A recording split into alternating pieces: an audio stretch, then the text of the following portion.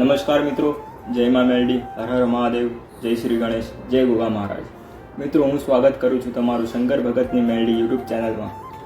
મિત્રો, પહેલાં તો હું ક્ષમા માગું છું કારણ કે ઘણા દિવસોથી હું વિડીયો બનાવી ના શક્યો, કારણ કે મારા ઘરમાં થોડું કામકાજ ચાલતું હતું. તે કારણથી વિડીયો અપલોડ થઈ ના શક્યો. તો પણ મેં પ્રયત્ન કર્યા છે કે વિડીયો મૂકું, અને બહુચર માની ચાલીસા અને બીજા 1-2 વિડીયો મેં મૂકેલા છે. જો તમે ના જોયા હોય તો તે અવશ્ય જોજો. મિત્રો, જેમ કે હવે નવરાત્રિ ખૂબ જ નજીક આવી ગઈ છે. તારીખ 3થી બુધવારથી માતાજીના નોરતા ચાલુ થશે, અને માતાજી આપણે સમક્ષ હવારૂપી માં પ્રગટ થશે અને 9 દિવસ આપણી સાથે જ રહેશે. મિત્રો, આજનો વિડીયો ખૂબ જ ખાસ છે, અને આ વિડીયો દરેકને કામમાં આવશે એવો વિડીયો છે. કારણ કે આજના વિડીયોમાં હું તમને કહીશ કે તમે તમારી કુળદેવી ખબર ના હોય, કાં તો તમારી કુળદેવી, કાં તો તમારી કુળમાં 2-3 એવા માતાજી પૂજાતા હોય, જેમ કે બહુચર માતાજી, ચામુંડા માતાજી, મહાકાળી માતાજી, કાં તો બ્રહ્માણી માતાજી. 1થી વધારે માતાજી પૂજાતા હોય અને તમને ખબર ના પડતી હોય કે તમારા કુળદેવી કયા છે. તો મિત્રો, આ ઉપાય કરવાથી તમને તમારા કુળદેવી સ્વપ્નમાં દર્શન આપશે. મિત્રો, આ કોઈ જેવો તેવો ઉપાય નથી. આમાં સ્વયં ખૂંખાર મેળવીમાં બારે જાય પ્રવચનમાં કીધેલો ઉપાય છે. આ પ્રવચન બહુ જૂનો છે. કદાચ ત્યારે માતાજીને એટલા બધા ભાવિક ભક્તો બી નહીં હોય. માતાજી નાના હોલમાં ગાદી કરતા હતા, ત્યારે માતાજીએ આ ઉપાય કહેલો છે. તો મિત્રો, હું માતાજીનો જે ક્લિપ છે, જે માતાજી બોલે છે પ્રવચનમાં, એ વિડીયો પણ મૂકીશ સાથે, જેથી તમને સમજાય કે હું ખોટું નથી બોલતો. આ વિડીયોના છેલ્લામાં એ ક્લિપ પણ એડ હું કરી દઈશ, જેથી તમને ખબર પડી જાય કે માતાજી શું કહેવા માગે છે. અને હું ઉપાય તમને હાલ તમને કહીને પણ બતાવીશ. મિત્રો, આ ઉપાય તમે રવિવારથી શરૂઆત કરી શકો છો. કોઈ પણ રવિવારે એક સુવ્યવસ્થિત સ્થાન જોઈને ત્યાં પાટલી મૂકવાની છે. પાટલી મૂક્યા બાદ તેના ઉપર લાલ રંગનું કપડું વિછાવવાનું છે. એ કપડું વિછાવ્યા બાદ તેના ઉપર અબીલ, ગુલાલ, કંકુ, એવી રીતે તે કપડાને માતાજી જેમ આપણે આગમન કરતા હોય તેવી રીતે કંકુ ગુલાલથી રંગી દેવાનું છે. ત્યારબાદ 5 અનાજ લેવાના છે, જેમ કે ઘઉં, ચોખા, જવાર, બાજરો, બધું આવી જાય એમાં. અને 5 જાતની મીઠાઈ લેવાની છે. 5 જાતના અનાજ, 5 જાતની મીઠાઈ, જેમ કે કેળા, સફરજન, એવા ફળ બી તમે લઈ શકો છો. ત્યારબાદ એક આડી વાટનો ઘીનો દીવો કરવાનો છે. મિત્રો, આમાં સાવચેત રહેજો. જો કુળદેવીનો દીવો કરતા હોય આપણે, તો ત્યારે તેમાં ઘીનો જ વપરાશ થાય છે. મોટા ભાગે તેનો થતો નથી.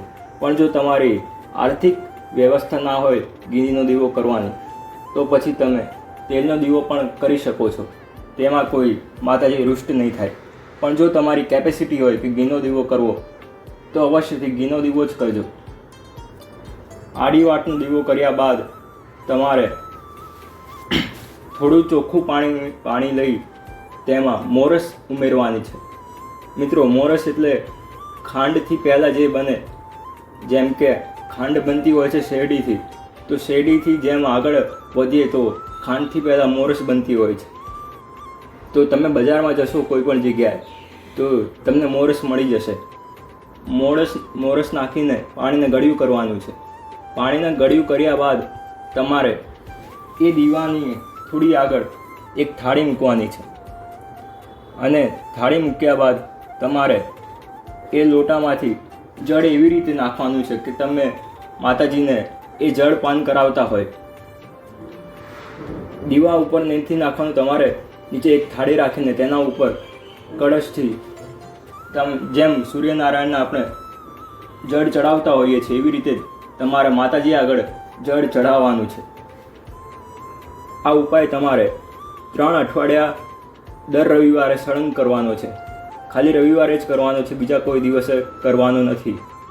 3 અઠવાડિયામાં ચોથું અઠવાડિયું નહીં થાય અને તમારા કુળદેવી તમને સ્વપ્નમાં આવીને દર્શન જરૂરથી આપશે. આવું ભાવિક ભક્તોનું કહેવું છે, માં ખૂંખાર મેલડીનું વચન છે કે જે પણ કોઈ આ ઉપાય કરશે તેમના સ્વપ્નમાં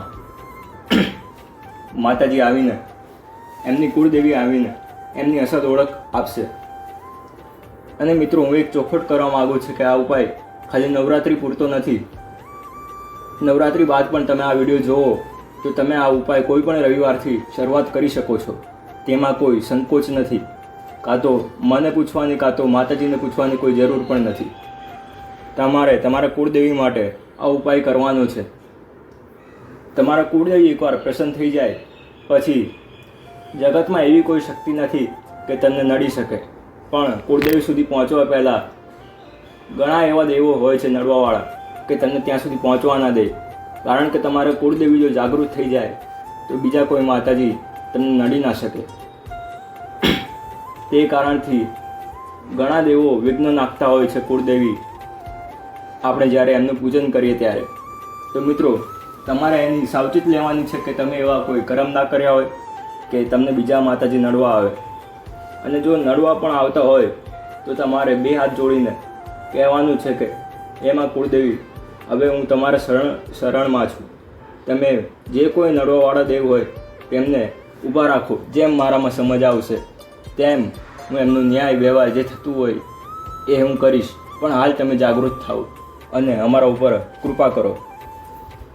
આટલું કહ્યા બાદ જરૂરથી તમારા કુળદેવી તમારી પ્રાર્થના સાંભળશે અને તમારા ઉપર, તમારા પરિવાર ઉપર, તમારા ધંધા પાણી ઉપર બધી બાજુ એમની નજર ફરશે.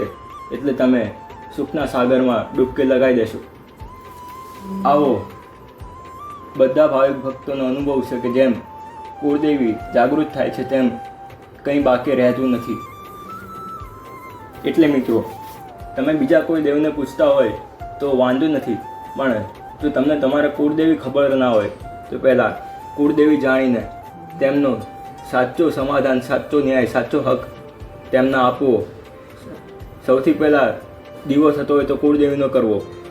એના પછી કોઈ ગાડી લાવો તો એના ઉપર ચૂંદડી સૌથી પહેલાં કુળદેવીની બાંધવી.